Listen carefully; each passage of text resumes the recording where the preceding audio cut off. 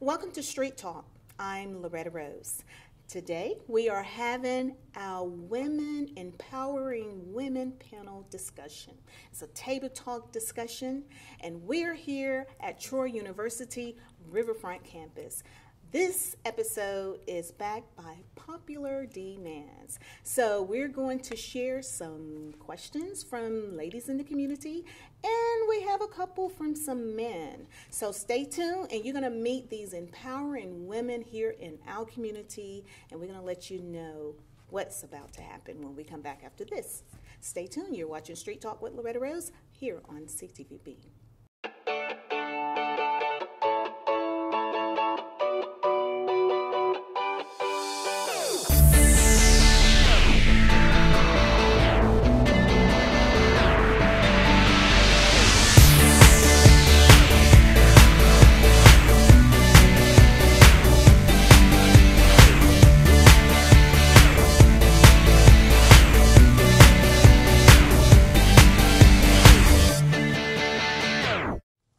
Welcome to Street Talk. Welcome to Women Empowering Women.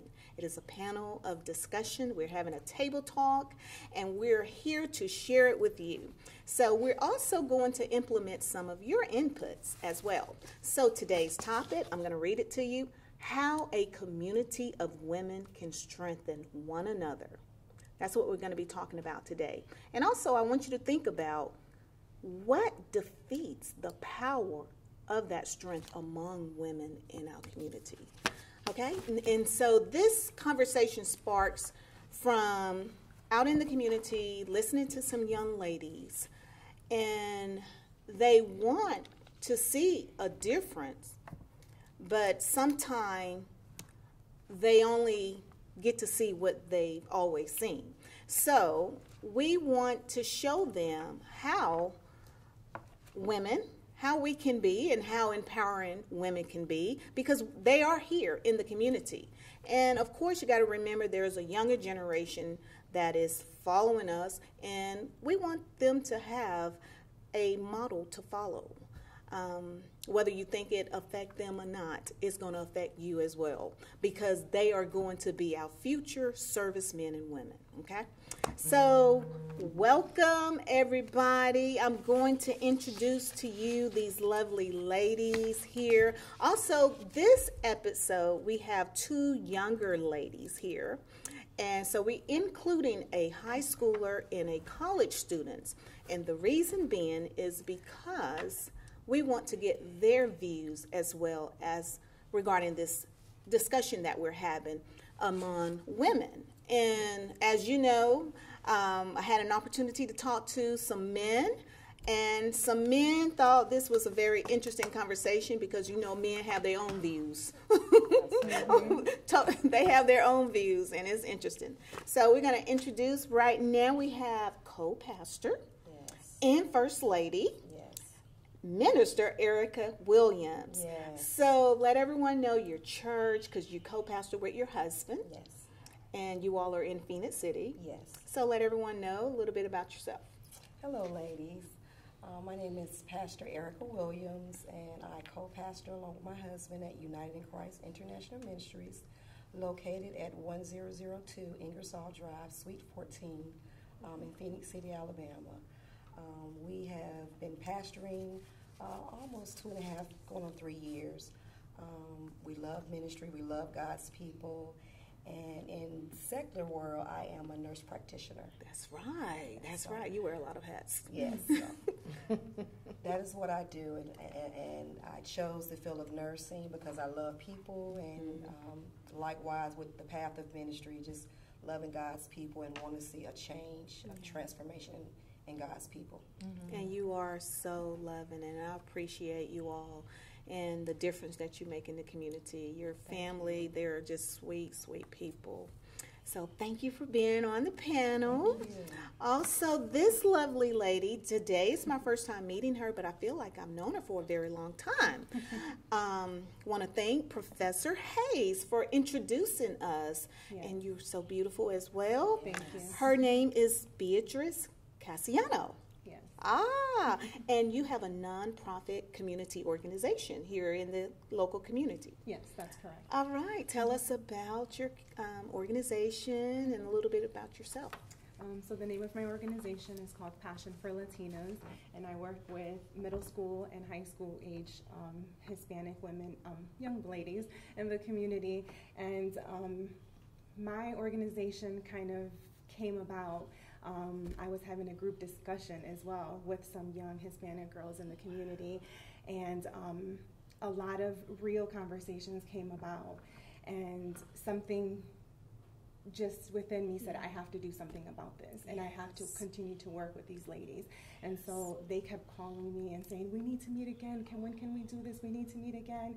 And so I said, that's it. I think this is, my calling number one. I've been working with youth for the past 10 to 15 years, working with adolescent youth with behavioral mental health problems.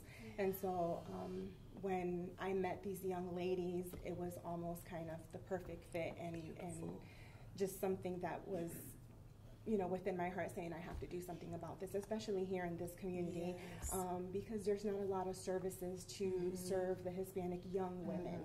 And so I said I have to do something. When you feel something, you have to jump on it and make it happen. And I said, this year in February of 2018 was when I started the nonprofit. Awesome. And right now I have about 8 girls enrolled, and my goal is by the end of the year to have 20 young females in the program. Yes. So, and we focus on 4 areas. So number 1, we call it like the 4 Ps. And the 4 Ps is, number 1 is for purpose. So we help these young women find their purpose in life.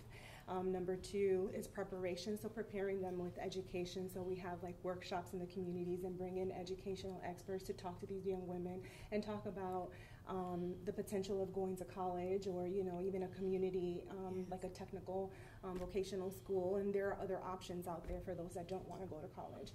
Number 3 is prosperity, and we focus on financial literacy. So just, how to save, how to start your own business if that's something that you wanted to do. And number 4, people. So just giving back, servant leadership, because I feel that, in order for us to be successful and for us to be fruitful, we have to give back to others. And so, we go around town volunteering for other nonprofits and other nonprofit organizations, and just give back to people. I love that. That is wonderful. And I love that. And that is that's our community. Yes. Correct. And I love that. And I would love to be able to get a little bit more, and maybe we can do a straight talk with some of your events as well. I love that, because they're part of our community. Yes. And how are we going to make a difference if we don't reach them all? Yes.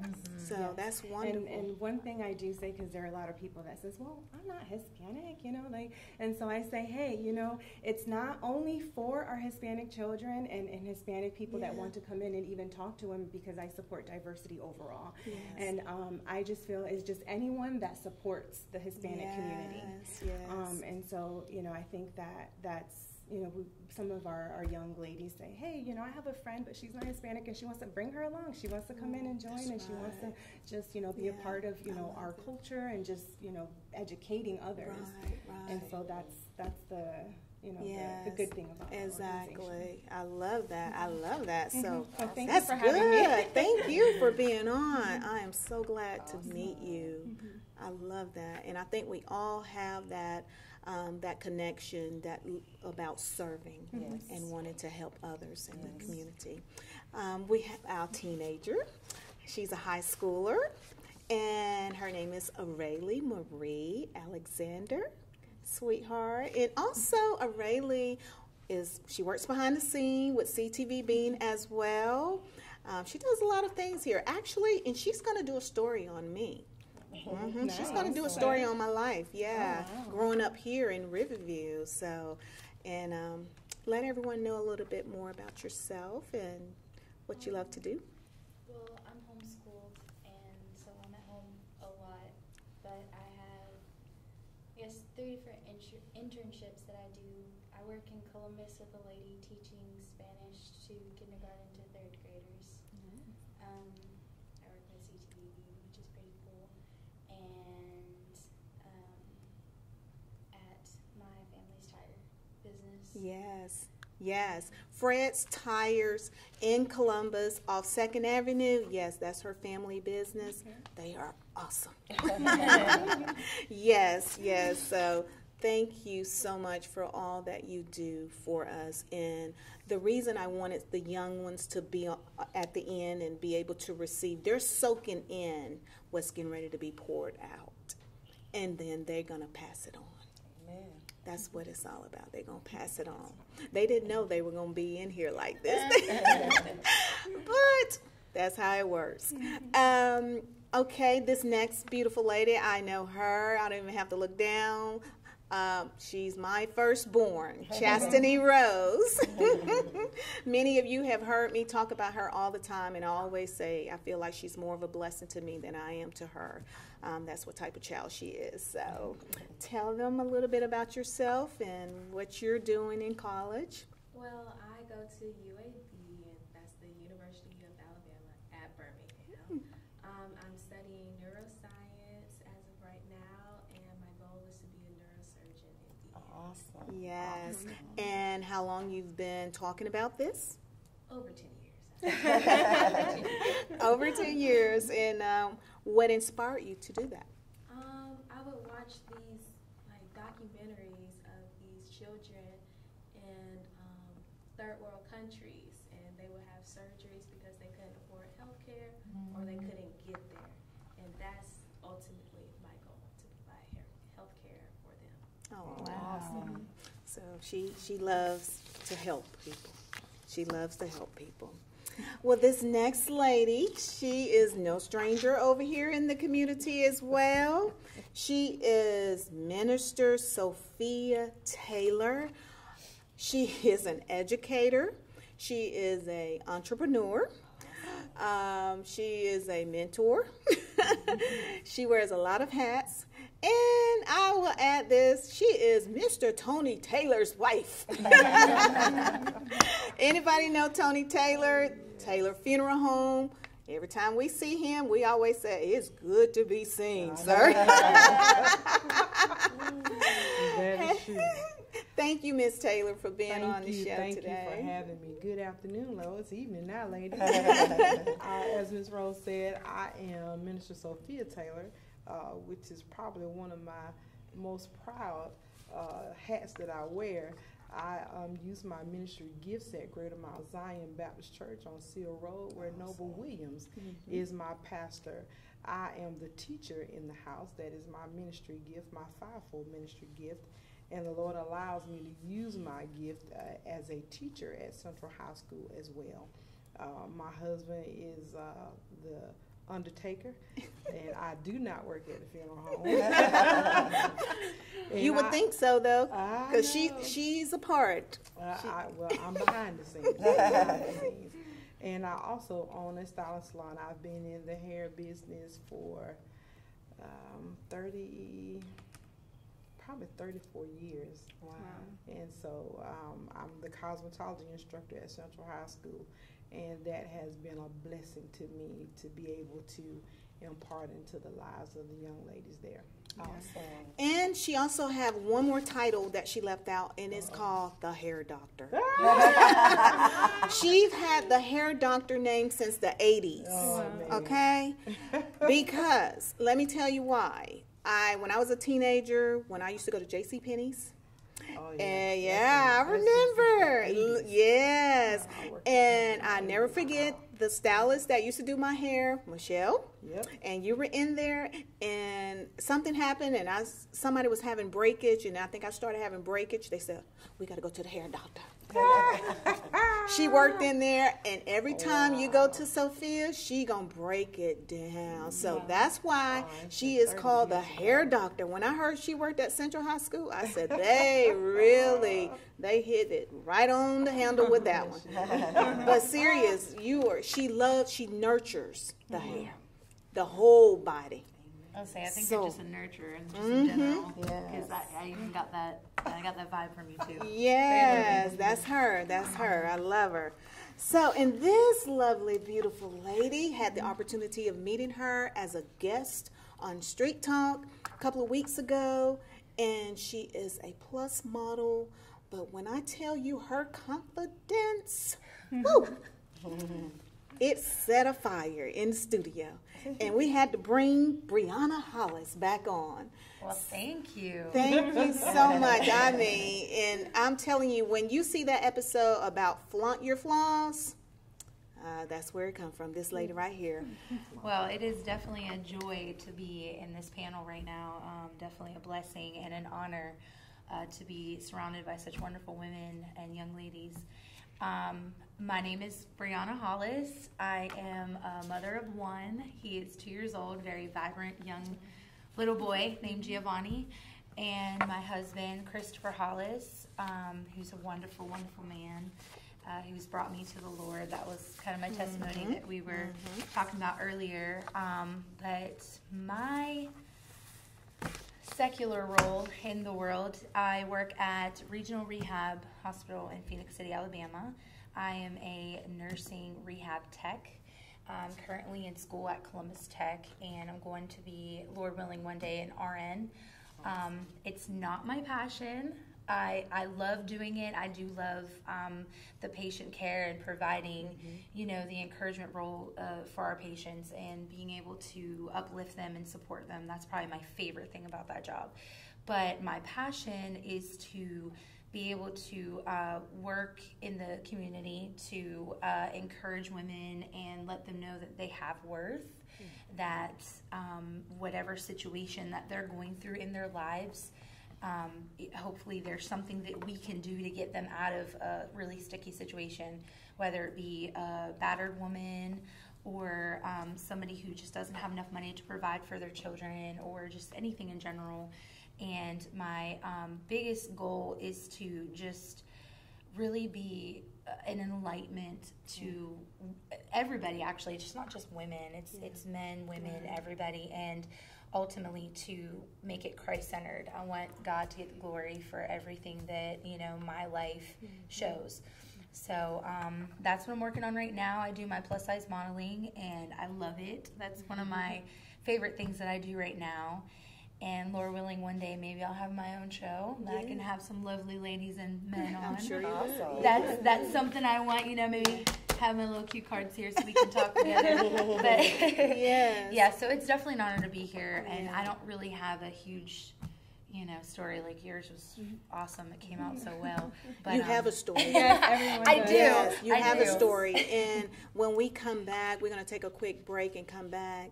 But you have a story, and I love the fact how it all ties in when you shared about where you came from, how you met your husband, what you went through as a child, and now you want to pour into other young ladies what wasn't poured into you. Right. That's what it's all about. Yes. You're watching Street Talk with Loretta Rose. Now that you've heard the introduction of our panel, we'll be back after this, and we're going to just get right into it. It's Street Talk with Loretta Rose here on CTVB. So they say it's a man's world?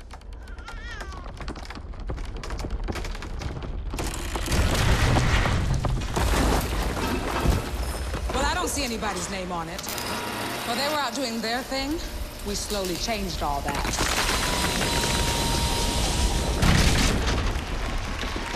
We changed all that.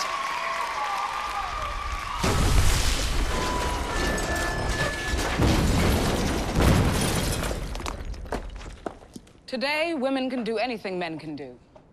And there's one thing we're even better at.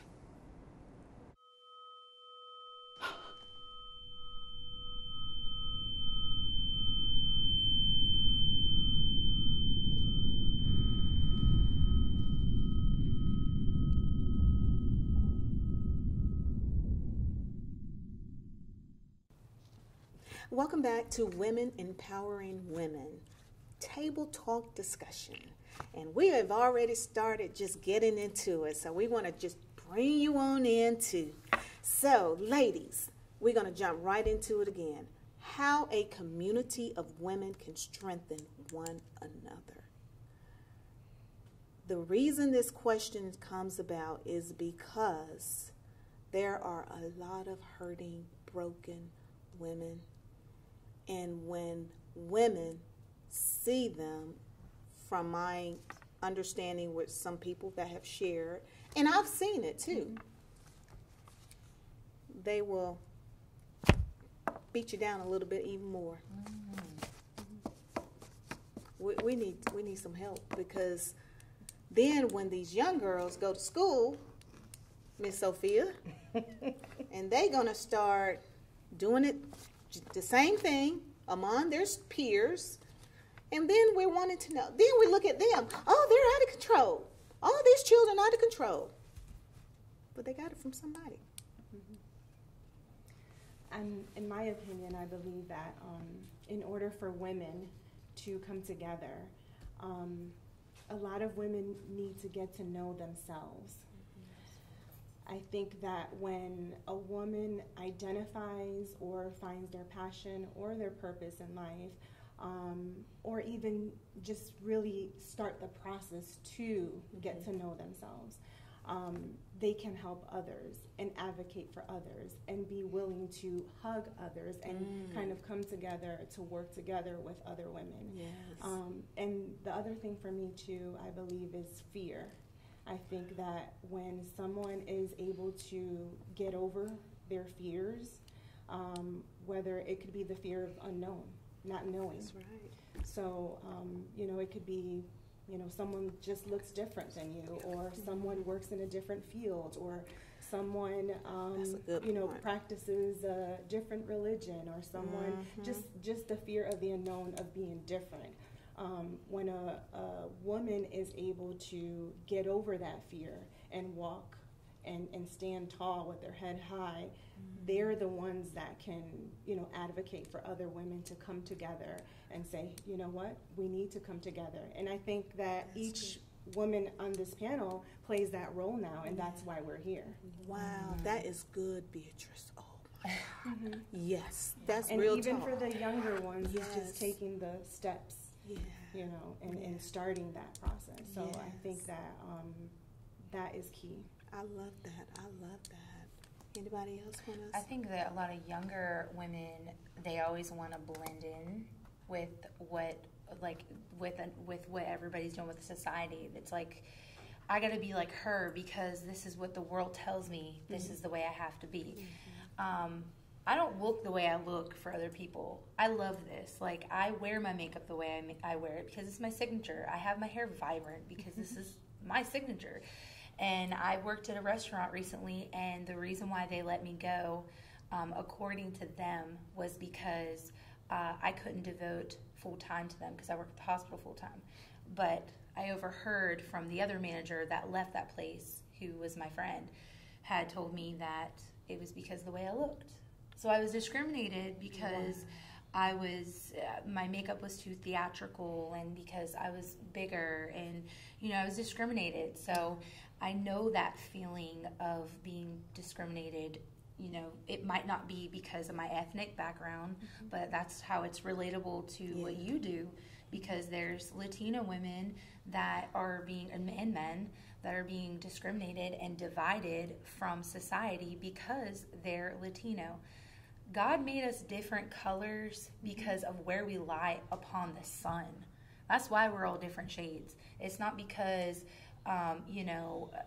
you're a different kind than I am. We're all one mankind. We all bleed red blood. So I'm no different than you are because you're Latino and I'm Italian, or because you're African American, or you're Indian, or you're white, or however it works. We're no different. We are all equivalent in the eyes of God, no matter what race, color, or how our language. So And I think we're all women. Yeah. Exactly. Yes, and we are. We are. Our fabrication is. We're all built the same way. So I think that a lot of us don't see it that way. It's like, well, if I beat you down, it's going to bring me up because you're going to look smaller than I look. I'm going to look bigger. So let me get on a pedestal, and it's just. I just don't think I it can't should be ever done. figure out and understand what making you look bad, how it's gonna make me look good. I don't get that. I still, I can't get that. I don't even. I know you got something to say over there, Minister Sophia. I can feel it. I'm just enjoying the conversation. I think that the first thing we have to consider is what is the foundation that the person's life is built upon. That's good.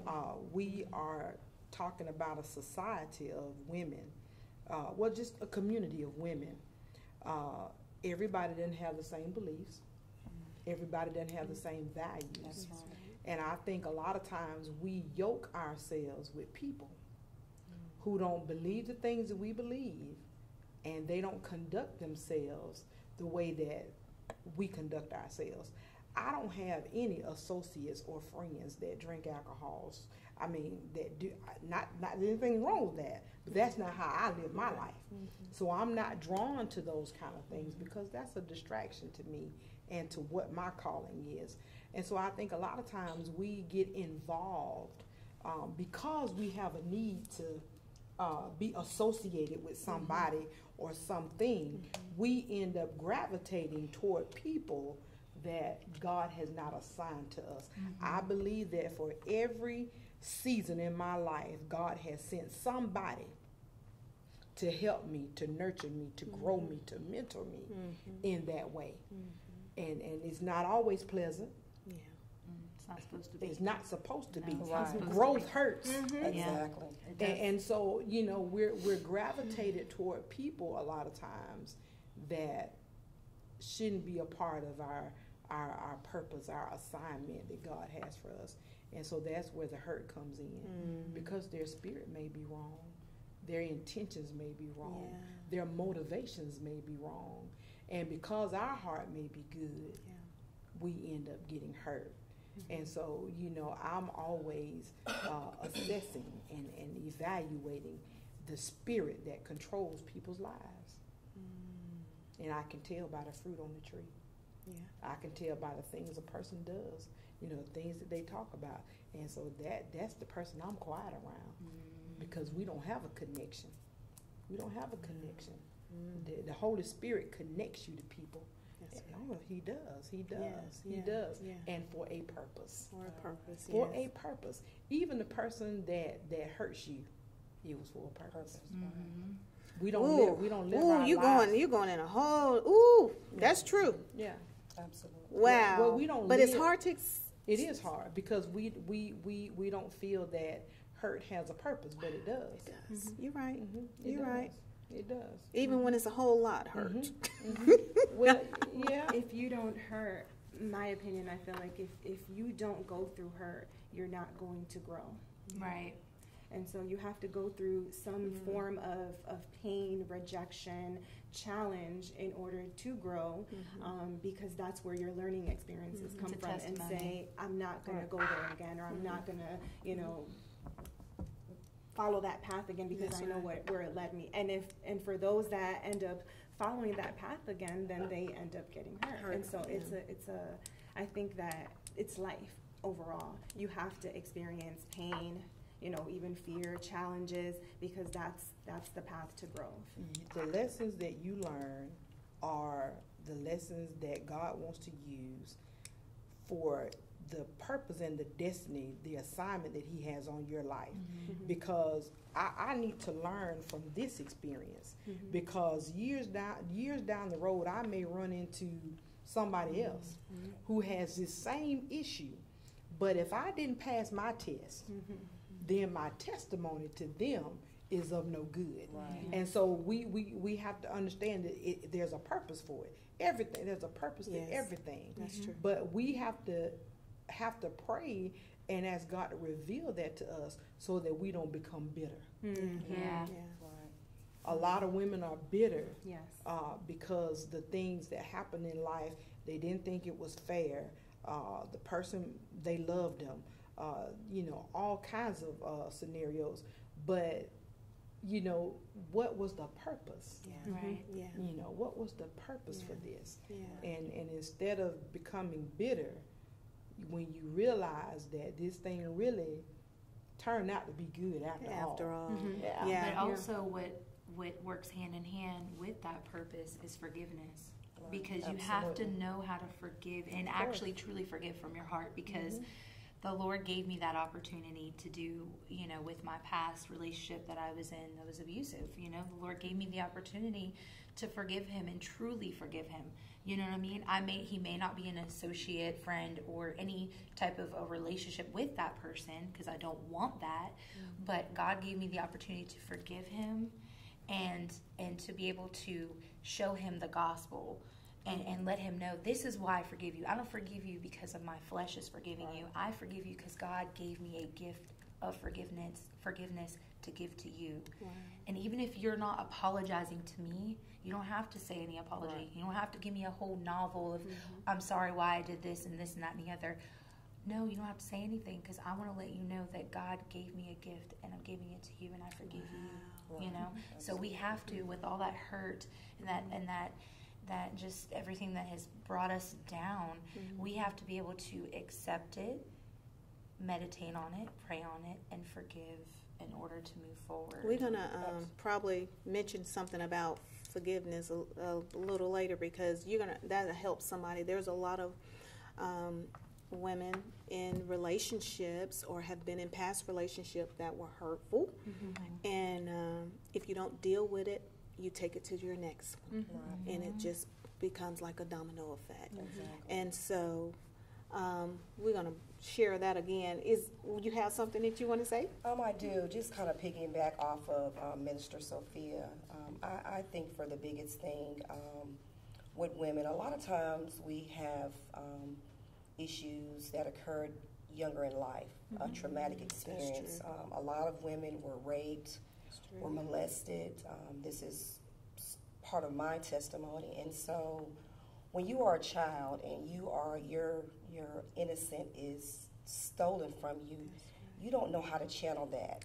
And so as a result, you become bitter, you become angry, and we all know that hurt people hurt other people. That's right. And so it's really like a wound. It's a massive wound that has a bandage over it, but actually the wound has not healed. So as a result, you know, it's a continued process of you hurting people, you holding on to bitterness, unforgiveness. And so, and when you are unhealed yourself, you take that into every relationship, as a mother, as a wife.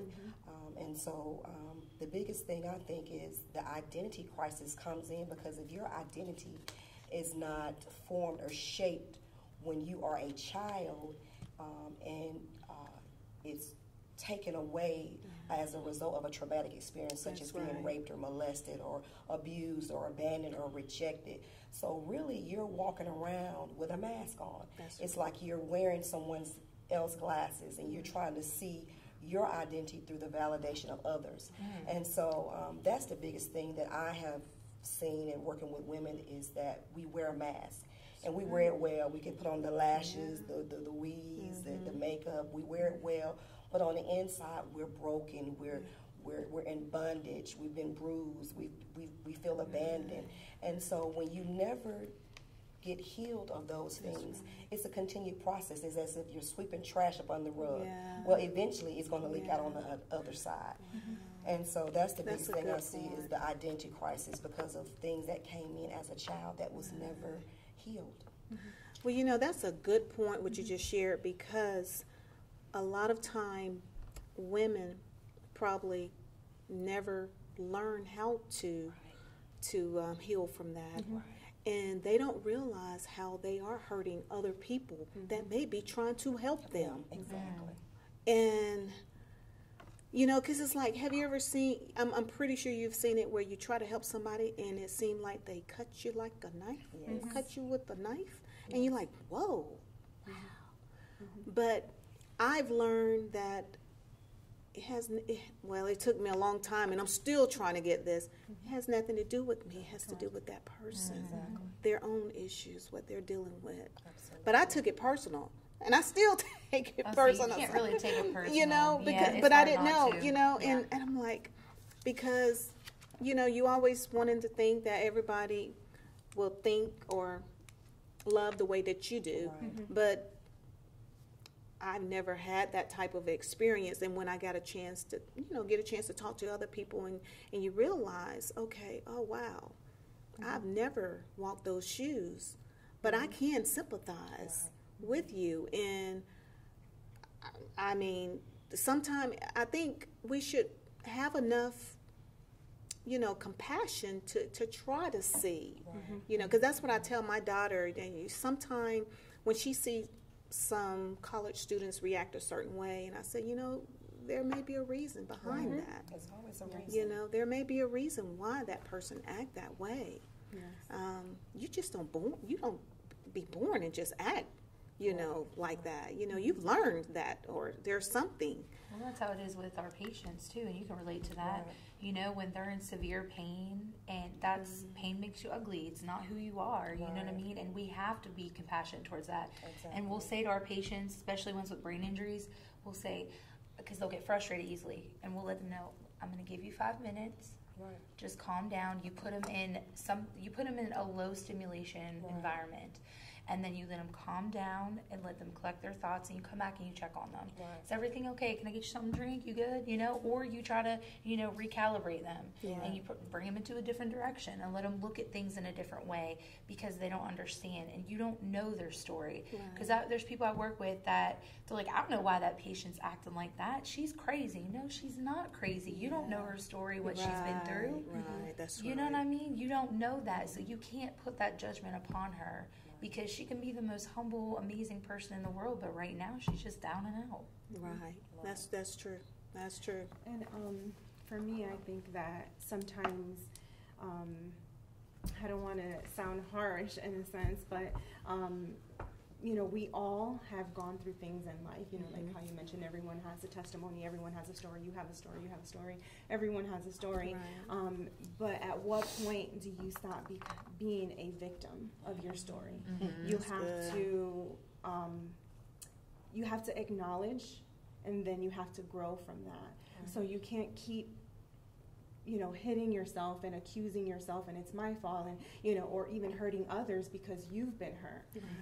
So it's to stop playing the victim role and to start to, you know, grow and help others that have gone through, you know, what you've gone through. And I think that's all a part of healing and helping other women, because, you know, you keep saying that when you're out there, you're listening to these stories, and, you know, what are we doing as women? You know, we can sit here and we can say, yes, you know, I'm going to advocate for this, and I'm going to be a big advocate, or, you know, we're going to talk about this story, but are we really walking the walk, and are we really, you know, touching lives and talking to women and helping children, and, you know, is it something that we're really doing? And I think that once we start to kind of put it in action, then I think you'll start to see a community, you know, kind of come together. So it's doing the work, and not to say that no one here is not doing the work. Right, I but get I think it. I that's get what you're just saying. overall, you know, women in general. Exactly.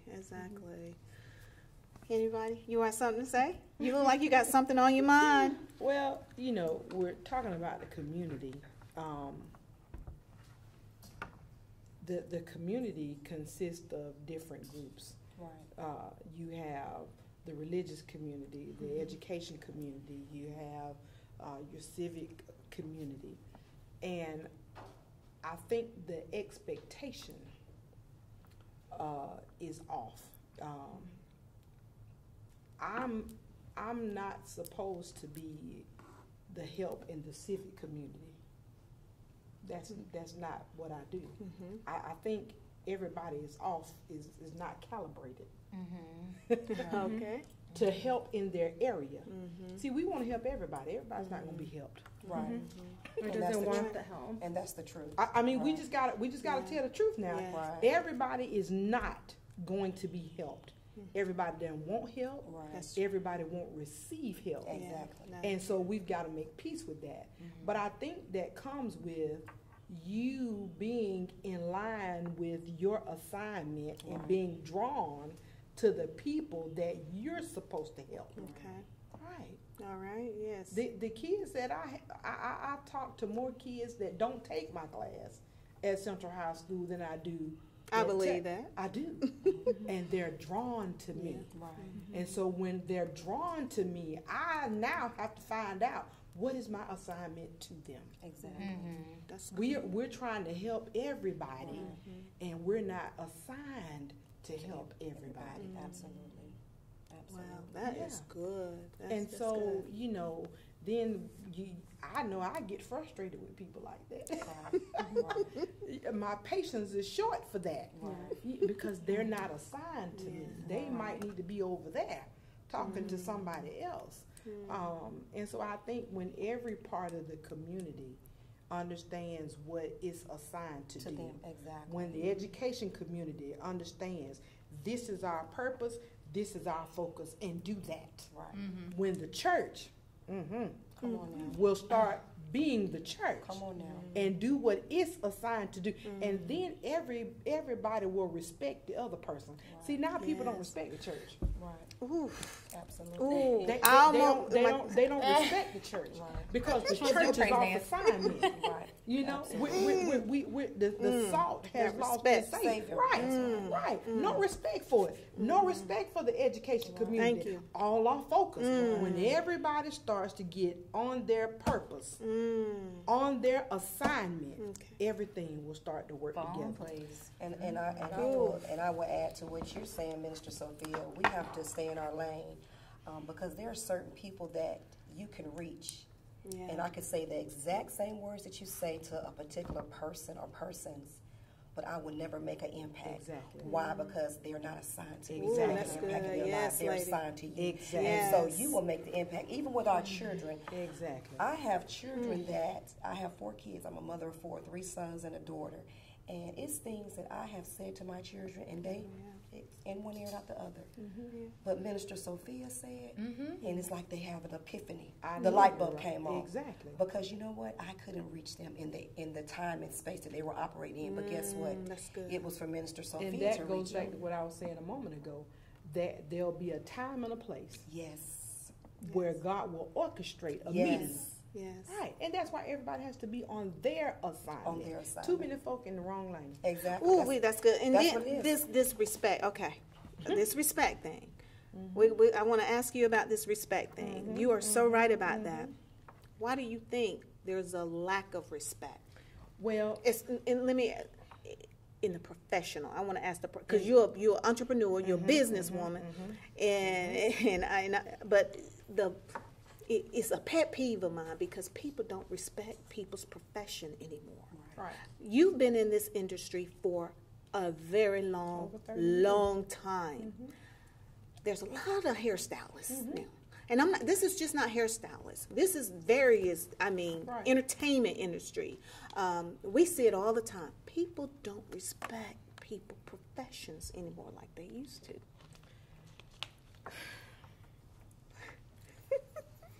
I know she's going to tell the truth. In order for you to respect something, you have to, first of all, understand. Right. Most people go into a profession to make money. Yes, I feel you.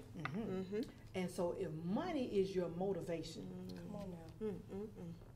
then your actions, your deeds, all of those things will be off. Yes. Money cannot be a motivator.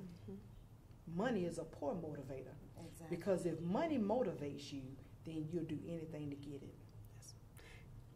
That's what's And happening. so we're here I am being a legitimate business and people's motives. I'm telling you, I'm learning about people's motives. Right. Everybody doesn't have the same motivation. Your motivation, you and your husband's motivation for being in business is totally different than person B. Thank you. It is. And so that's what makes your business different. Yeah. That's what makes Thank it you. set apart. Thank you. That's what makes it unique. And that's what makes it blessed. Yes. Thank you. And so you're asking people that don't understand what you do, don't understand the call to respect something that they can't understand. God. Our expectation of people is too much. We're expecting people to understand vision and understand assignments and callings. Those are all spiritual things. We're asking carnal people Come on. to understand things that have come from God. I Thank just showed you. this baby Deuteronomy 29 and 29. Yes. See, I'm on titles Yeah. right now because Come I'm on going to now. get to that. Find it. There you This go, is some baby. good talk right here. You better grab on to Deuteronomy it. 29 and 29 says the secret things belong to God. Amen. Thank you. But the things that are revealed belong to his children. Yes. God has revealed certain things to some people, and that's why you're able to operate with ease. Everybody's talking about how well you're doing this. You're operating under the anointing of God for this. And so we're asking people to understand things with a carnal mind, and these are spiritual things. It's not going to happen. Wow, that's good right there. I don't even have conversations with some people. I'm not trying to be ugly. Some people I'm just not drawn to have a conversation with. I just listen and I smile. That's why I wish I had someone Don't like cast your pearls before swine. I spent too much. I spent a whole 5 years with one of my coworkers trying to get her to understand simple things. Too much time. This is why you ladies, I want you to get this because of where you're going in life, and you all are deal with things that we never probably would get a chance to see. But Miss Sophia, you know, she's working around young people, and you as well. Wow, Miss Sophia, I'm like Tyler Perry. I had a revelation. I had a revelation. Woo! Anybody else got something to say? Oh my gosh, girls, young ladies, you have anything you want to chime in? It's good, huh? I know it is. I know you're gonna have something to say in the end. All right. Let me share. Oh wait, that was good. I'm at peace. Wow. Have you ever felt like God has called you to do something and you do it as an obedient to the Spirit leading you to do something and to bless someone, but you end up being blessed, the blessing you wanted to give to them, it overtakes you though. You know, that's how I'm feeling now, because I'm like, oh my God, I didn't know. That's what I love about conversation like this, because we never know which way it's going to go. And that right there just blessed me. I just got a great revelation. But let me share with this about our topic, when I shared about this on Facebook, how a community of women can strengthen one another. We had someone to respond, and she said, we definitely need to work with our young girls. Being ladies, appropriate attire, problem solving, and I'm pretty sure with problem solving, a lot of them don't know how to solve the problem, the issues that they have. Goes back to what you all were saying. You live what you learn. Yes. Yes. And sometimes you don't even know you have a problem. That's right. What is the problem? Exactly. I don't think I have one. Exactly. That's right. Or they'll find one that's not even there and then create a problem. Proper etiquette. Etiquette. Wow. Wow. Let's talk about it. Now, see, when we were in school, Miss Sophia, you probably remember this too. I had a homemaker's class. Right. Homemade. Do they still have that? They do not have homemaking They anymore. don't have it no more? wow. They had it when I was in high school. I know I We haven't have heard. culinary arts. We do not Yes. have homemade. Okay, Yes. okay. So Yes. they teaching us how to cook. That's it. Okay, That okay. is it. But I learned how to sew. Mm-hmm. I learned how to cook. I never forget that. Those are things that life skills. You know, I must admit, I didn't know how this conversation was going to go. But when I woke up this morning, just what you just said, I had this conversation the whole time I was getting ready this morning. And I was like, Lord, I can't talk about that. But yes, I do. Yes. I had a big mama. Yes. Come on. Yes. I had a big mama. Right. There are no more big mamas. Oh, I was yes. gonna say, You're what's a right. big mama? I had a big Girl. see, I had a big mama. A big mama. Yes. Big mama cooked every I day. had a big mama too. Oh, okay. Big mama went to Bible study on Wednesday. Yes. Big mama went to church on Sunday. Yep. Big mama cleaned up the church. That's good. That's Big mama knew how to sew.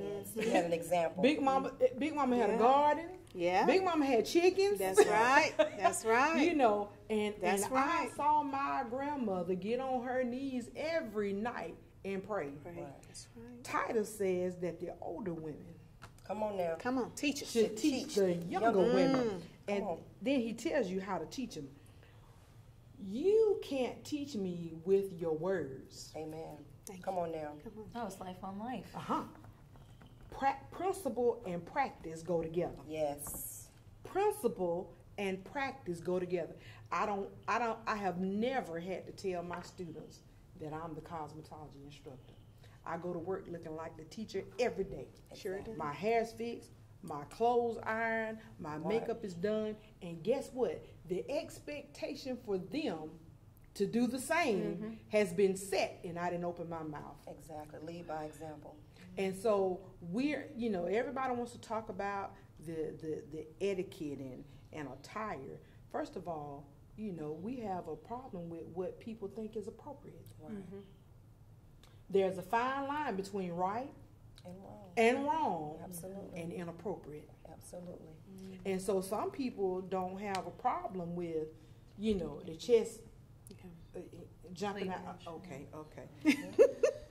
They think that's appropriate. Right. And so now that's the challenge now. That's the challenge. We're in the middle. You know, because my girls, you know, well, Miss Taylor, what's wrong with it? What's wrong with it? And so that's when I have to, you know, step into my ministry role. Modesty. Well, whatever the Holy Ghost convicts you about. Right. Because that's Miss Taylor's conviction. It might not be yours. Right. And you just have to pray that eventually they'll see that, oh yeah, this is definitely wrong for me. You know. Can I chime in for a second? When I, you know, because I'm still pretty young. I'm 28. I'll be going on 29, Lord willing, at the end of this year. And when I was younger, right out of high school, I lost a bunch of weight. Like, I had the lap band surgery when I was 18, and I dropped down from 311 to 203. Okay, and I'm tall. I'm 5'8", so 203 on me looks like, you know, 145 on somebody else. So anyways, when I lost all that weight, I've always been confident, even when I was bigger, but what it did to me was I wore skimpier clothes.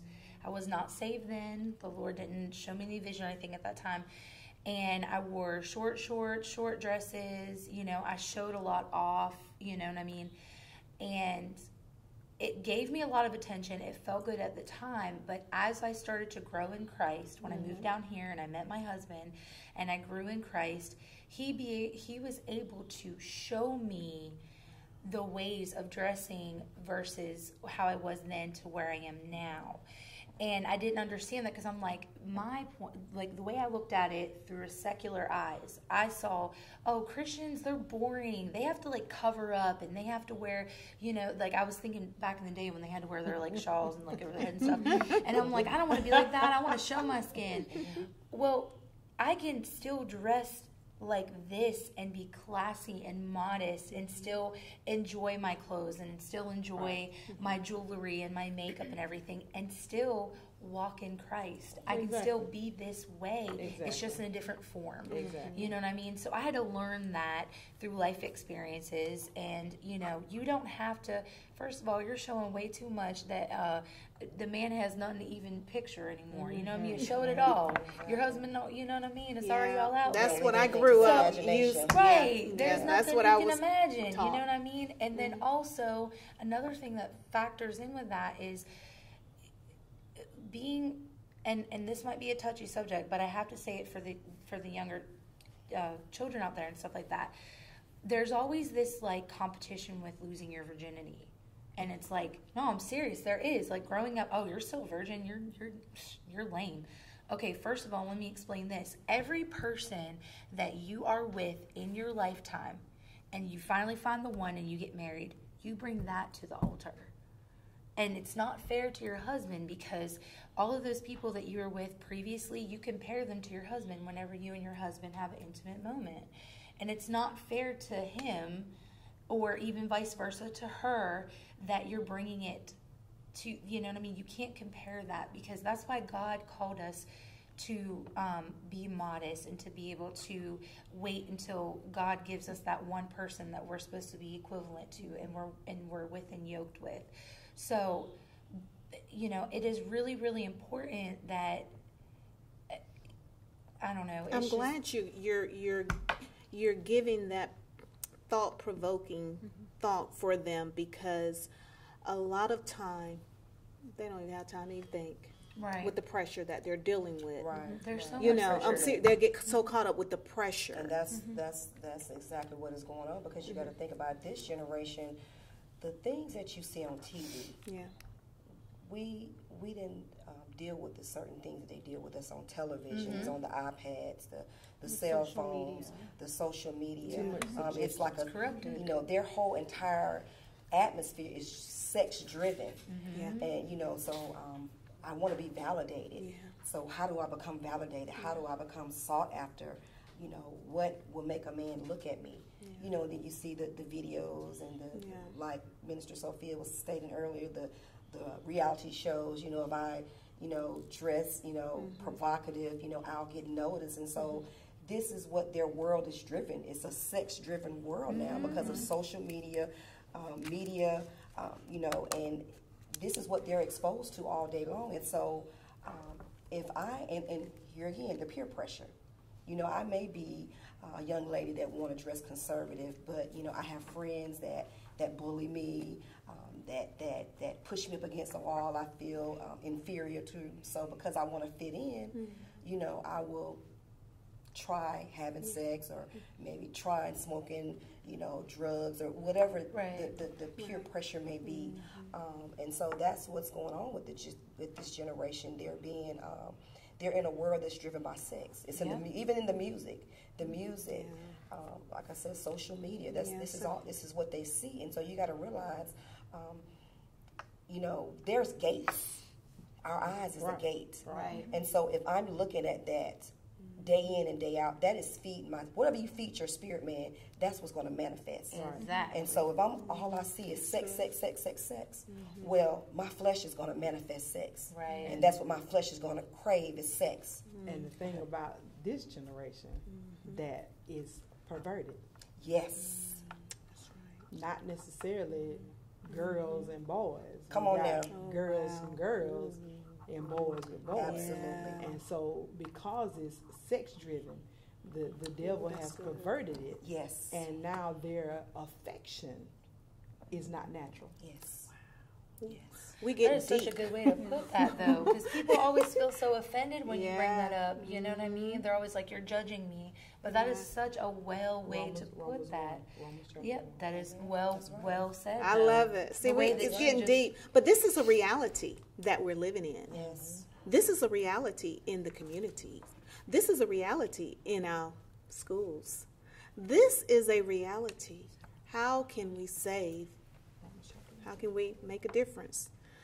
And sometimes the truth hurts, but it is better. It's better for you. Isn't that right? Set you free. It'll set you free. Shall set you free. All right. You're watching Women Empowering Women here on Street Talk, here on CTVB. We'll be right back after this. Everything starts out small. The things that hurt us, they all start from somewhere.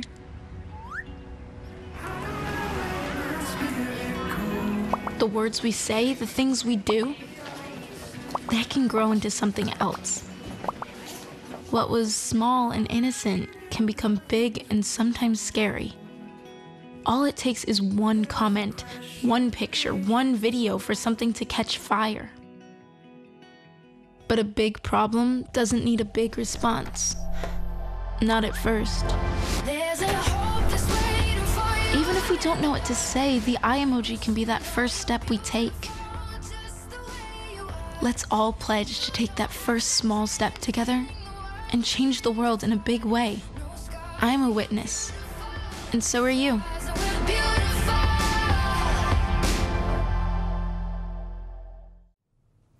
Welcome back to Street Talk. I'm Loretta Rose, and our panelists of guests here on Women Empowering Women. When I tell you they are pouring out empowerment, I'm open to receive, and I know you are as well. We've been having some deep conversations. We've been talking about living the single life, living the married life, the millennials life, so there's a lot of conversations going on in here. And then we were talking about men, some men that had some views. One talked about that women need to know how to cook. And I guess if you think about it, we're in a time where everything's so fast paced and the women are out here working just as much as some of the men now. They're not cooking like there used to be. I know my husband loves when I cook. When he come home to a home cooked meal, okay, he loves it. What we eat, and he don't even say hello. What we eat, but I guess from a male perspective, we're losing some of those values. Right. So, right. What you want to say, Medea? Miss Medea. Well, I think it goes back to your role. And you first have to know what God has defined as your role. A woman's place, according to the word, was in the home. And so if my husband chooses to let me work outside of the home, that does not negate my responsibility in my home. And so, and so we tend to put the working outside of the home and the things we do outside of the home as priority. But my home life is my ministry that speaks volumes to the world. Yes. It does. Well, they don't have to be in my house to really know what's going on in my house. Just look at me and my husband when we get out in the public, and you can tell. You can tell. And so I think that there has to be a value for those things, because there's no limelight in cooking dinner on Sunday. Right. We want all of the glamour and the credit for we want to be recognized. No, those are the roles that God has given to us to bring value to the home. It makes the house a home. Right. And so I think that there's nothing wrong. If your husband goes to work every day, now I'm a firm believer in this. If your husband works every day, then you need to cook him something to eat. Yeah. Right. Yeah. Right. Yeah. You're right. You need to cook him something to eat now. You're right. I mean, you're right. You That's real. Feed him. If my husband get home at 10:30 at night and he tell me he is hungry, baby, I can throw out chicken faster than anybody you ever seen. And it's going down. Yes. Exactly. Yes. Exactly. Yes. Because he puts in the time. That's right. That's right. To go to work. That's right. To provide for us. To make sure that I don't have any needs. That's right. And the least that I could do. Because my job is not important. Yeah. It helps. Okay. But it's not important. That's true. And I'm with you 100%. Right. I'm with you 100% because even with me being in business, the reason, and a lot of people ask, because, I did the corporate America thing. I used to work at Aflac. I used to be a flight attendant. But when I got pregnant with my firstborn, Chastity, I was a flight attendant. And so I stopped flying to come home to take care of my child because I saw women that had been flying for many, many years and that has lost their marriage, lost their family because they were pursuing what they wanted. Right. And the children, lacked. Yeah. So my husband and I made an agreement that when we got married that when we did, I would be home, take care of the kids and things. So I do that. And then I went into business because I was very independent before I got married. I was so used to working and I needed something else to do, but then I could not put it before my children. So what I did, it had to revolve around my children. Exactly. And it was a sacrifice, but it's well worth it. It was well worth it because I know, and I always firmly believe, you can't redo being a parent.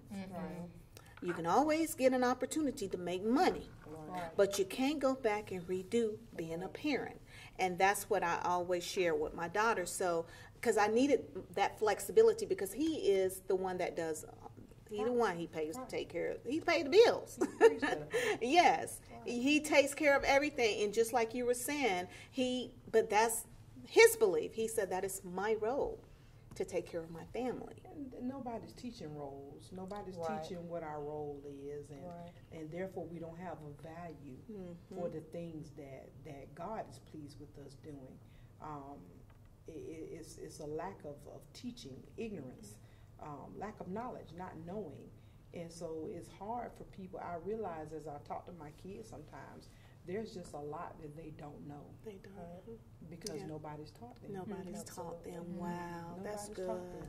Well, you know, I'm not trying to play devil advocate, but there's somebody probably listening and thinking, because I had someone shared this before. Well, I had to do this. Minister Williams and Sophia and ladies, these women are saying they had to take on the role of being the responsible one because of what the male figure didn't do. I'm trying to help you, ladies. What would you, what could we say, even though I know it doesn't negate the fact of, the role, and some of them are in marriages. Right. I can't even fathom, some are in marriages where the woman is having to be the responsible one. No, she's chose to do that. She chose, okay. She chose to do that. She chose to do that. Wow. Yeah, she chose to do that. That's, there's a issue a lot of times with women being controlling, and I can speak from experience. I'm an only child. My mother trained me and raised me to learn. I had to learn how to do stuff. I mean, I had to know how to do stuff. I knew how to budget money. I knew how to iron, wash, cook, clean, pay bills. I knew how to do all of that in high school. Right. And so, the training taught me to be independent. But when you get married, you're not supposed to be independent of your husband. Right. You are supposed to submit, come under the mission of your husband. And so, women say, well, I've had some of my friends tell me, well, my husband, he just won't do it. If you get out of the way, he will. If you get out of the way, he will. It is in every man the ability to be the head, because that's who God ordained him to be. That's who he is. Now, he may have to learn how to function in his position, but it's already in there. Yeah. It's in there. And so a lot of times we stifle it or we suppress it because we're so overbearing and we're so forward, and we won't allow them the opportunity to make mistakes so that they can learn. Wow. Well, I know That's for me, this is my second marriage, and my first marriage, I do agree that that innate characteristic was birthed inside of a male. However, learned behaviors, how he was raised, it was basically like it was that particular aspect of him was covered up. So, and not trying to go into my whole testimony, but in my marriage with this particular person, I had to step up and pretty much be the mother and the father, because he would not step up. And it was because of things that he went through as a child, the reason why he did not. And I think for me, and probably for a lot of women, it's a survival mechanism. Especially when there's children involved. I have to survive. I have to take care of my kids. When you're a drug addict, when you're abusive, physical abuse, verbal abuse, mental abuse, and you just won't do it. And I have children that I have to take care of, and I know if I lay down and die, who will see about my kids? So I think for me, that was the issue, and it wasn't that I was overbearing, because I was not. It was because of him not knowing his role, and because there were children involved, I had to make sure that my children were taken care of, and so I stepped up. And when I look back at the whole entire picture, even today is no different. This person is no different. They're still the same. So if I had stayed, it would have been a continued process with me, trying to be the mother, the father, the cooking, the cleaning, this, to that, and so I had to make a decision for myself and for my kids that, okay, I can no longer do this. I can no longer allow my kids to see me put up with the physical abuse, the verbal abuse, the mental abuse, the things that you do that I don't want my kids exposed to. And so for me, that was the pretty much the straw that broke the camel back. I had to leave because I knew that it wasn't going to get better. And to this day, this person is no different. And so did I make the right decision? Yes. And God has since blessed me with a wonderful husband, and he knows his role. And here again, Yeah. When him and He's I, a good brother. yes, he is. When we first got married, it was a struggle because I was used to, you know, That's go, what go, I'm- go, that's go, what go, I'm go, go, talking go, about. go, go, Right. go. Yeah. That's what I'm talking But about. he had to tell me, Right. listen here, I Right. know my role. Right, exactly. Now, this is what you experienced in your first Wow. marriage, Right. That's but good. I am not that person, and Right. so I know my role. So Right. you need to step it down. And There's- so there's when a I difference. learned that, Yeah. Some women don't know how though. Right. well, I That- did, that's what and, I was- it, that's and it what I was a challenge. referencing. It was definitely a challenge Right, for me right. because That's what I was was so referencing. used to it. Right. You know, When if your situation, you know, quite naturally, you don't let your children suffer because somebody won't do what they're That's supposed right, to do. yeah. But there are a lot of women who have unrealistic expectations Right. of men. Right. You know, Right. Now, I would definitely agree with that. their expectation of marriage is based off some TV show, Right. and it doesn't work that way. Right. You know, you can't boss your husband around. You Absolutely. can't tell him what to do. Yeah. You can't be disrespectful Right. and think that you're gonna have a good marriage. And so And neglect him. exactly, Right. You can't, exactly. you can't Exactly. neglect him. Exactly. like what is it? Exactly. Proverbs 14:21. A wise woman builds her house, 14 but a and foolish 1, one pluck it down with her pluck it hands. down with her hands. Exactly, Wow. exactly. Wow. And so that's what I was referencing. Of course, you have children, and you don't let your children suffer. You don't let your house suffer. But when you have a man, and he may not even be a godly man, but if he understands his role Right. as a man, Right. see, that's already in him. Yeah. It Yeah. is. Yeah. It is. Yeah. What it may have to be nurtured. It may have to be brought out, but it is in there. There are some things that nobody taught me when it came to being a wife. Right. Yeah. It was there. Oh yeah, that's true. Right. Yeah. I've been through that too. God equips you for every role and every assignment in your life. He had to teach me and show me how to use what he gave me to be a wife to Tony. Right. Mhm. So what about the you know, what do we say about the men who never step into their role? Ooh. Well, you people live what they learn. You know, we think that we're the only people that go through hurt and pain and issues and depression. Men go through the same things. They just deal with it differently. See, we'll get together, girlfriends, we'll sit down, we'll talk, Right. we'll laugh, we'll cry, you know, and we'll feel better. Right. Well, they don't do that. Right. Right. They don't do that. So Men, it's very few men hard. are open Right. like that. And so they never express How they truly feel. how they That's- truly feel. That's a factor in my marriage as well. Like when we first got married and stuff, my husband I'm a very open, expressive person. I'm very affectionate, I'm loving, and when I feel something is wrong, like on my part, I have to say it. And God has really given me the gift to say my rights and my wrongs. Like I'm able to admit, okay, I'm wrong about this, like let's fix it. And my husband, on the other hand, he's more of like, he keeps all of his emotions inside. So we had a really big issue with that. And because he was doing that, I was being the overbearing wife. I was the one like, okay, well, if you're not doing it, I got to step up, and I'm the one. And it wasn't that, because my husband has so much ability that God has put in him, and he knows it. And as we grow together, it comes out more and more. But my brothers and sisters in Christ have come to me and told me that sometimes as a Christian woman, even though I struggle with submission because I was born I was raised, you're a strong Italian woman and you can do anything that you're capable of doing. You can do it on your own. I was raised that way. That's what I was told growing up, that you're strong, you can do it, you don't need no one to do it for you, you can do it yourself. So I brought that to my marriage, and that was a lot of conflict in my marriage. So my brothers and sisters in Christ had come to me and they said, sometimes yes, you do need to tone it down a lot, Bree, because you can't get a little overbearing. And I needed to learn that, and I'm still learning that. But also, if my husband sees my Christ-likeness, it's going to rub off on him. And even though my husband's a Christian as well, and he brought me to Christ, there's things that, you know, like we struggle with. I'm like, babe, let's get in the Word together. He wants to do that so much, but he don't lead it to happen. So if I stand back like this and I'm waiting, and it's not happening, sometimes I have to take the lead, open it up and say, hey, let's go through the scripture together.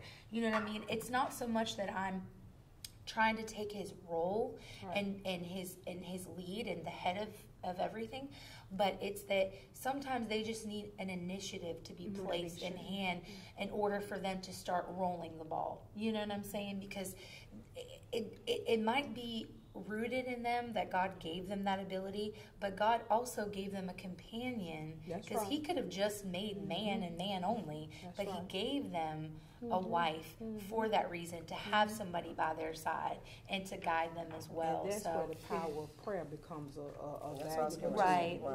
That's when prayer becomes a valuable tool. I know there are a lot of things that I would have wanted Tony to do in my time, on my schedule, the way I wanted it done, when I wanted it done, but that was not how God wanted it done. And I had to learn to pray. My husband has a very demanding job. Oh, yes. And I had to learn to pray more, keep my mouth closed, and let my words be seasoned with love. A lot of times we talk out of turn, we talk out of frustration, we talk out of anger, and we talk out of what our needs and our wants are, and we never give consideration to the fact that they have needs and wants and desires as well. And that's where prayer comes in, and God has to guide your conversations. Lord, is this what you want me to do? Is this what you want me to say? Is this what I'm supposed to be doing? And a lot of times that doesn't happen. It takes a lot. It takes a lot. I've learned over the years,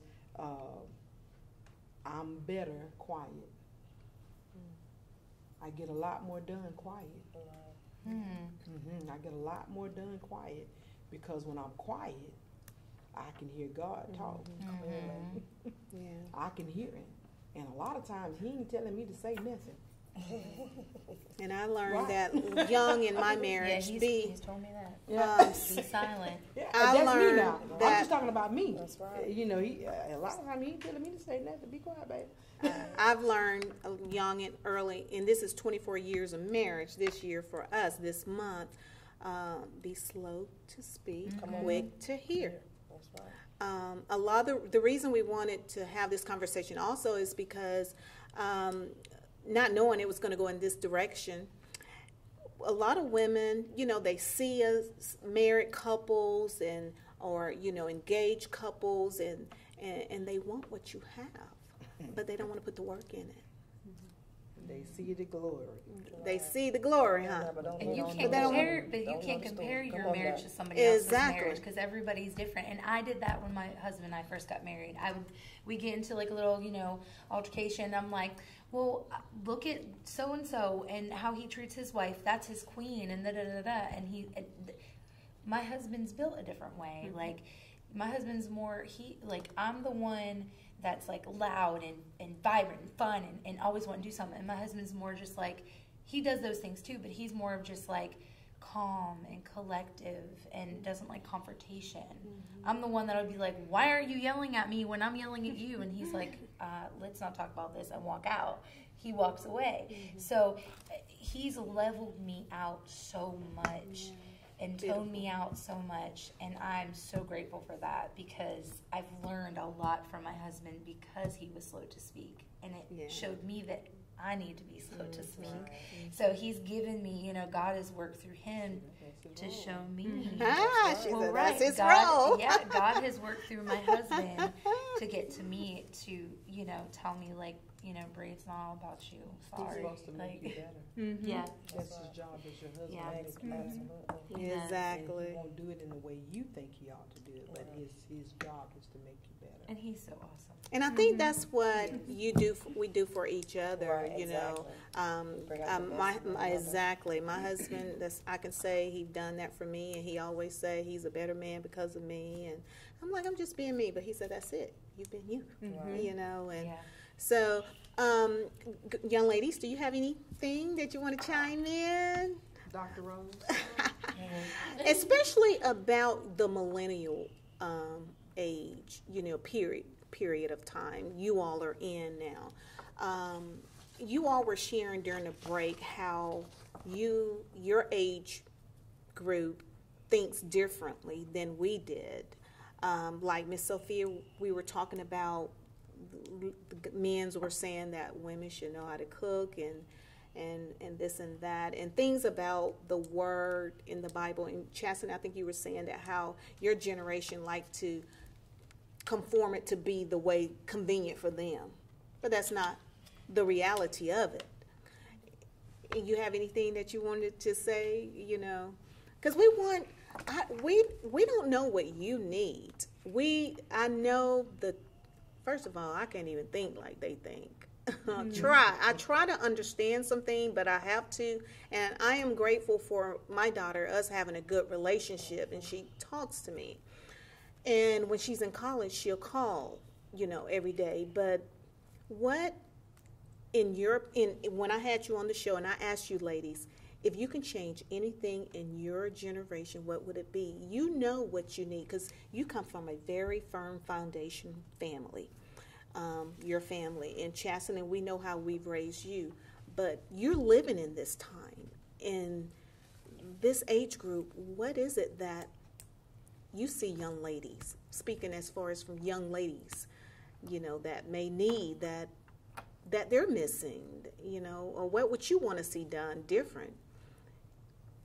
We want to help. Well, a big thing with our generation, for one, is they do twist the truth and they twist what they hear. That's with anything, whether it comes to the Bible, or they like to twist things about other people and make rumors and lies and start things. And a lot of girls like to tear each other down. Ooh. When I went to school back in 9th grade, I absolutely hated most of it because of that. Because I got picked on because I was not very skinny, or because I didn't wear my hair a certain way, or because I cut it short, or because I didn't wear makeup every single day of the week.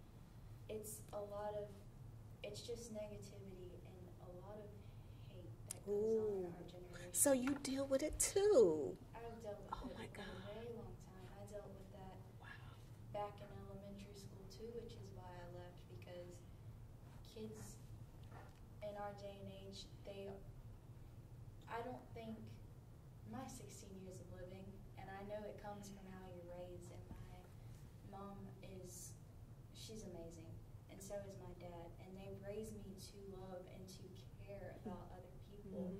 But you see a lot in our generation, it's like cool to not care. We talked about that last time. Like, it's cool, it's the cool thing to not care about other people. It's cool to not care about yourself or your appearance, and it's just, that's not how it needs That's to not work. how it should work, yeah. And that's something they did share on. I had a group of teenagers on the show, and I asked them, if you could change anything about your generation, what would it be? And one of them, Ashley Woodburn, she said, if they would just care. Yeah. They have this I don't care attitude. That is not the way you gonna make it in life. It's an awful way to go through life, because if you can't care about yourself, you can't care about other people. That's If right. you can't love yourself, you can't love other people. That's right. And the fact that a lot of people just don't want to care about others, it's wrong in so many ways. I am a Christian, I have been, and I gave my life to Christ when I was 7 years old. Wow. And it's just something that weighs heavy on my heart when other people just don't care. I know. Because it's not right I know. in any way. And what I will add to this about Araylee, she uses her social media account to inspire and encourage people.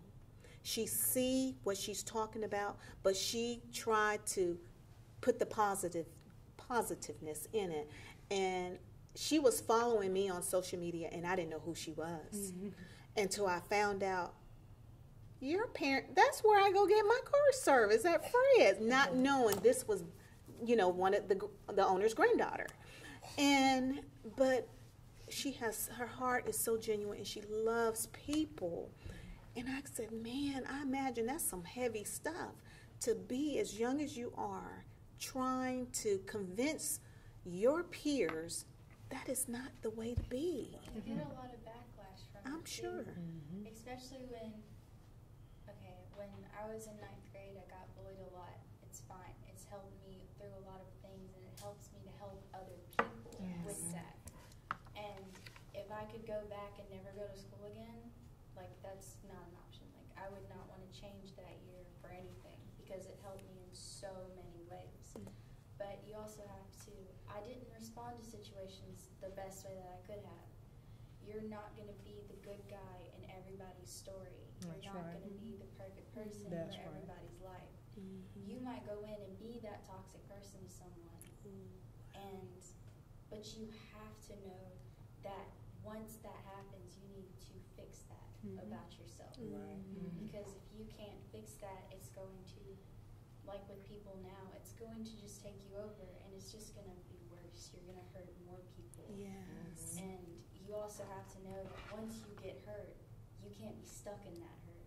Because for a long time, I took what people said, and I never tried to change myself, but I let it affect me. I'd go to school sad and wouldn't want to talk to people, and that's not how you should be. Because once you're hurt, you have to let yourself heal from that hurt, and you have to grow from it. Well, I will add to this, because we got like 13 more minutes in the show, and we're going to get it all in as much as we can. I will tell you, you are beautiful, and this is what I tell Chasten, just like you are, makeup or no makeup. You are a natural beauty. And I'm so glad that you know your self-worth. Yes. And that's what we want other young ladies, because just like Araylee dealt with it, is a lot of others dealing with it in school, and they feel like they don't have a voice, you know. So, you have anything you want to say, Chad? Well, just piggybacking off of her, I don't know how to say that word. I get the same thing. It never really goes away. It never does. You just have to know how to deal with it.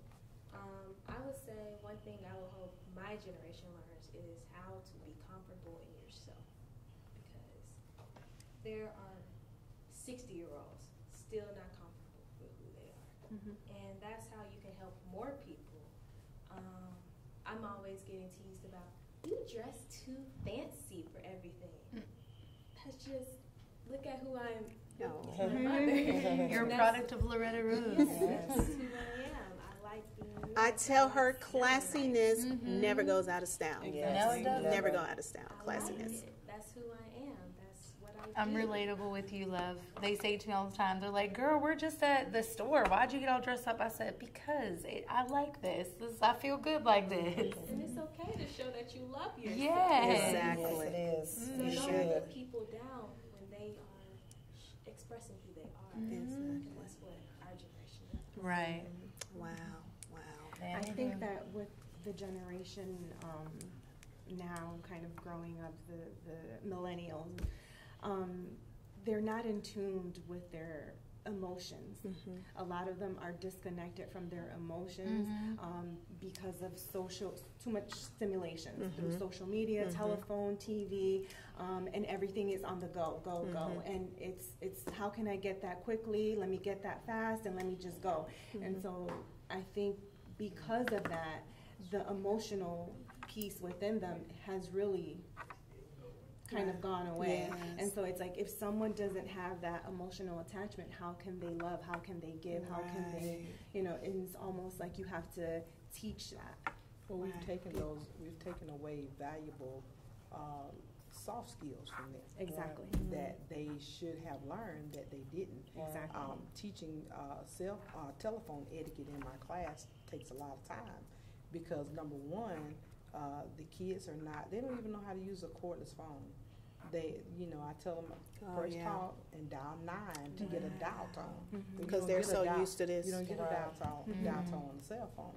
And so just teaching them basic skills, we've missed a lot of that. And so they're not connected to their emotions. We don't give them an opportunity to express those Well, the things. devices are taking over. Exactly. They don't even know how to communicate well, Exactly. because they're all of their language is in text. And so, soft skills is something that I teach the first 6 weeks of school. And a lot of employers now are bringing that training back. Exactly. Yeah. Because that's who's flooding the workplace now is the millennials. The most hilarious time that I have in my class is when we talk about salon conflicts and how they would handle it. It is the craziest thing to me as to what makes sense to them to do. But then I had to realize most of them, I'm a unicorn to them. The average person, they probably don't have anybody in their family that owns a business. They probably don't know anybody else that is an entrepreneur. And most of them have not been to a salon to get their hair done. They've been to someone's house to get their hair done, but not to a salon. Exactly. So the experience of going to a salon is not there. So quite naturally, they don't know how they will respond in a situation if they worked in a salon. Wow, there's a difference with the home thing in a professional setting. Yes. Yeah, that's. Psychology. Well, we are coming to an end. I want to make sure every lady saves whatever else they had on their heart they wanted to say real quick. You young ladies, you all, thank you so much for sharing. I pray that you will pass this on. Yes. You know, even if it's just a few that gets it, but at least it's a start. And thank you so much for sharing, because it was all true. Ms. Taylor, I'll start with you. Beatrice, would you want to say anything else as we close out? I think that with all of us, and I think we kind of went in so many different directions tonight, and I think it was valuable. And so I think, in my opinion, I believe there's a leader in everyone, and sometimes some people have to dig a little bit deeper than others. But I always say, let your leadership be driven by your faith, by God, and not by your frustrations or your fears. That's beautiful. I love it.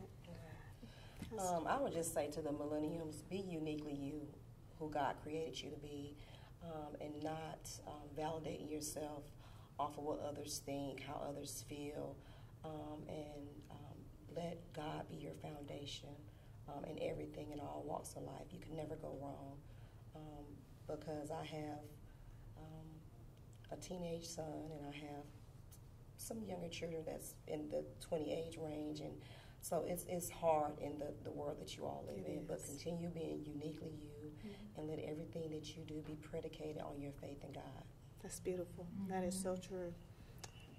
Brianna? I definitely agree with you. I think that for the young age, the old age, the new age, for any age, I feel like you are individual. Your life matters, period, no matter what situation that you're in. And even if you're not a believer, I pray that the Lord will guide you in that direction one day, because we are predestined. There are individuals that are predestined, but I just be able to express yourself and how you feel, and just love the person that God created you to be. And don't ever be afraid to speak up or speak out about anything that you're going through, because there's somebody out there that has went through that same thing, and they can be help for you. So just love yourself for the person that God created you to be, and definitely be Christ-driven if you're a believer. Awesome. And Mrs. Taylor, Minister Miss Taylor. I would encourage you to continue to walk in your sanctification. Yes. Understanding that you've been set aside for a purpose. It may not be the purpose for what other people may think that you've been set aside for, but keep your focus on God. Stay in tune to the Holy Spirit, and stay on course with your assignment. I love that. And one last quote can I say that I've learned is, you can't expect God to guide your footsteps if you're not willing to move your feet. You have to make a move in order for things to happen. Ooh, yes. Walk by faith and not by sight. Yes, yes. Well, I thank you all so much for tuning in to Street Talk. And I want to thank Troy University again for allowing us to host this. I think, ladies, maybe your husband would be your husbands your dads would love to be a part of a men's I think segment. that would be good. I think my I husband think would I would say love to get the Yes. men's together and get their views. that'd be cool. Yeah, Mr. Taylor, calling him out, Tony Taylor. Yeah, so Yes, share that with would the be awesome. because the guys would like to hear some men perspective as well, and because I like to, we would love to hear them too, hear what men have to say. So thank you so much for tuning in to Street Talk. And again, thank you, Troy University, for this wonderful campus. Thank you all so much. Again, these ladies are wonderful ladies, empowering ladies in our community. Please get them to come and speak at your occasion, your church, or because they are the real deal. Also, these young ladies right here, they are making a difference. Yes, yes, and they should be celebrated. Yes, they should. They should be Amazing. celebrated, and we need to celebrate them more That's right. when they are doing Yes. things that Right. really, Exactly. really matters. And this is what changes lives. So thank you so much for tuning in to Street Talk. I'm Loretta Rose. You've been watching it here on CTV Being. Until next time, keep shining, keep inspiring, stay glowed up, and live your best life. Until next time, you be blessed.